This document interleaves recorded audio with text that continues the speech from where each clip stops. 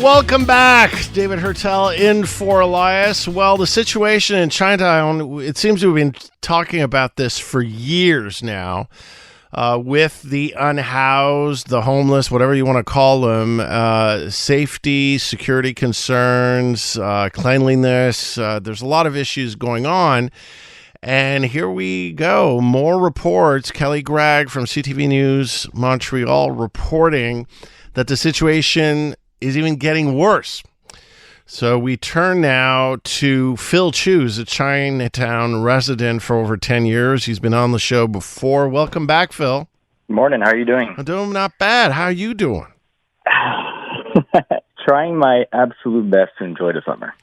Okay, so I remember you were on, what was it, a few weeks ago with me, telling me that, how bad the situation is. Maybe remind our listeners about, what the situation is for a resident of Chinatown right now. I'll tell you what I've experienced in the past week alone. Okay. Right? Okay, so yesterday, a group of junkies were smoking crack at my front door, and there were dealers there selling. At my front door at 4 o'clock in the afternoon, as I was walking home from my daughter, I had to approach very cautiously. We were both staring and eyeballing each other with great caution. And, kind of like, don't bother me, I don't bother you type of situation when we walked in. There were feces in the windows of the daycare at Sepiat Palais. That was this week. See what else? There was a car broken into right in front of my place, which I saw and witnessed basically the crime happen. See what else? Now, I had to call 911 because someone was having a complete psychotic meltdown in front of my window at about 5:30 in the morning. Then I had to call 911 another day again because someone was under the influence, I believe, either crack or meth or something along those lines. It was 7 o'clock in the morning. I was walking my dog. He was jumping in and out of traffic, jumping from the cars, chasing bystanders. That's all within 1 week.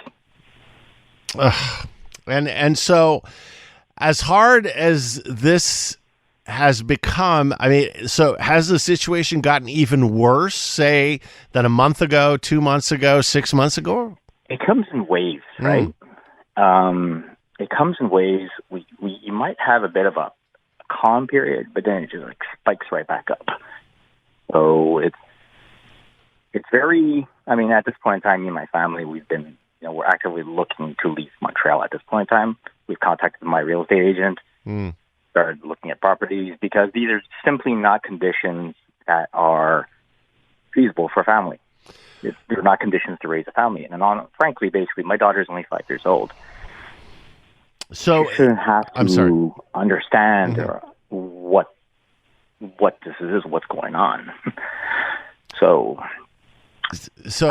But Phil, when you mentioned this episode, so you have crack dealers and drug addicts smoking crack in front of your front door.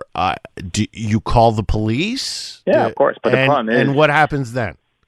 Honestly, I don't stick around to find out. But do you see a squad car? Does something happen at all, or no? No patrols, nothing. Do you feel a police presence? Not as much as I would like, to tell you the truth. I'm being honest. I know they're doing their best because they're. The district, the station that handles basically Chinatown is 21, but they have their hands full too, right? Because they handle Old Montreal, they handle basically the village, they handle quite a.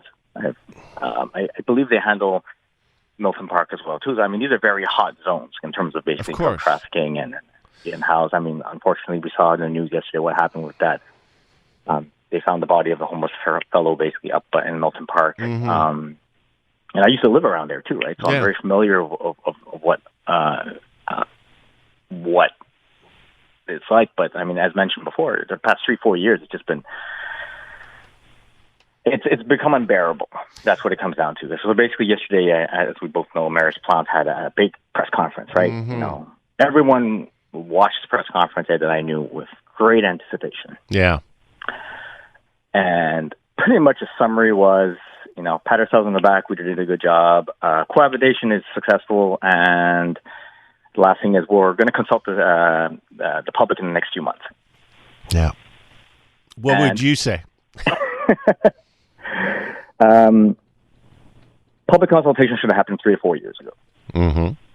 Because that's the biggest, one of the biggest issues we're having in Chinatown right now is the residents are not consulted. Everything is imposed onto this neighborhood. Everything's absolutely imposed, and the people who are making the decisions do not live in the neighborhood, so they don't see the ramifications of their decisions, right? Mm-hmm. So, but we as residents, I mean, we've been living through this for the past 3 plus 4 years now, and everyone's reached a breaking point. 2 of my neighbors have already moved out. One of them works at the Superhospital in Jersey, and she moved to Dorval. Wow. My neighbor's a doctor, and he almost got assaulted the other day. He was walking, he was walking to his shift, and basically along Gauchetière Street, and he almost got assaulted basically because they thought he was an undercover cop, and he was like running away. I'm like, oh, I'm a doctor. Mm-hmm. It's just, you laugh about it, but you can't laugh about it at the same point in time because it's just so obscene and ridiculous. It's just, and that's why basically as residents as residents, and when I mean residents, because people forget Chinatown now is from Blurry Street all the way down to St. Elizabeth, bordering by René-Lévesque and Vigier. There are over 2,500 people who live in this neighborhood. Mm-hmm. And it's multicultural. It's not just Chinese. I mean, it's Chinese, basically. It's French Canadian. So you name it, right? Sure. So nobody is consulted. Everything is imposed. And that's where we have the main issue, right? A perfect example is like, look, sort of what prompted basically this conversation today is, the CP News covered basically there's a group of volunteers that give food every Sunday in Chinatown, right? Not against that. I understand. Nobody is against giving food to the homeless. Nobody.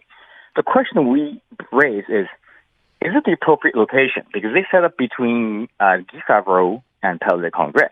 Mm-hmm. So now you're attracting hundreds into the central location, which the neighborhood is not equipped to handle with that, right? Mm-hmm. So people say, well, just feeding the homeless, and like, yeah, I get that. Understood, 100%. Nobody is against that again. But what happens when the group leaves now? What do you think? No, I understand what you're saying. They stick around. Yeah, of course. So one day, I think it was about a few weeks ago, I was walking back from my daughter, in the morning, cut through Guy Favreau, cut through that main exit by Gauchetière Street, and I was like, they're finished serving, so let me cut through there. I kid you not, it was raining, so they were all the homeless were kind of like under this, like there's like a little shelter basically along the side of Guy Favreau to shelter them from the rain. Mm-hmm. There was about 24 basically drug addicts smoking crack. And to your point, I don't think it's about police not doing their job and not trying to be helpful. I just think it's a way of dealing with the problem, and that comes from higher up. I mean, that's the issue. Like, for example, it's like, look, you want to help people find and I brought this, and I spoke to Robert Beaudry, the city councilor, basically years ago about executive this, committee member. Saying, look, you want to help? No problem. What are you putting in place, basically, to protect the residents? And what did he say? And, it's like, no, a police patrol. But the problem is everything's reactive. Nothing's proactive, right? Right. We're left to fend for ourselves. We've been fending it like Chinatown, and I know every so many neighborhoods are going through the same thing, basically. Milton Park, up by the Plateau, the Village, everyone's going through the same thing. It's like everything is imposed upon each neighborhood, and we're left to fend for ourselves, basically, to deal with the situation. And then basically, some of my neighbors have been threatened, assaulted. When they call the police, sometimes or even reach the city officials, we're just told the buzzword of the day is cohabitate. You gotta learn to cohabitate. I mean, the problem is, how do you cohabitate? So look, here's the thing too, right? You can't, homelessness, basically people bunch it up into a single basket, but it's not the case, right?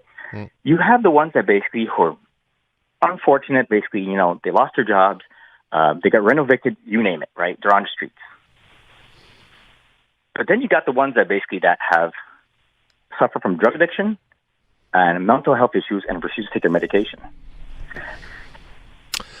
Group 2 and Group 3. They're basically the drug addicted. People who are drug addicted, and people who refuse to take their medical health, their medicine for their mental health issues. How can you possibly cohabitate? Phil, I gotta leave it. I gotta leave it at that. I'm completely out of time, Phil. Thank you for coming on again and sharing this situation. And all I can say for you and your family is to stay safe. Okay, can I just say one last thing? Very, very quickly. And it's that basically us as residents of Chinatown, we're now banding together basically across the board and creating our own association to better serve our needs. Well, good. And come back to us whenever you want to tell us more. With pleasure, my friend. All right. Thank you, Phil. Appreciate it. Phil Chu, Chinatown resident for over 10 years.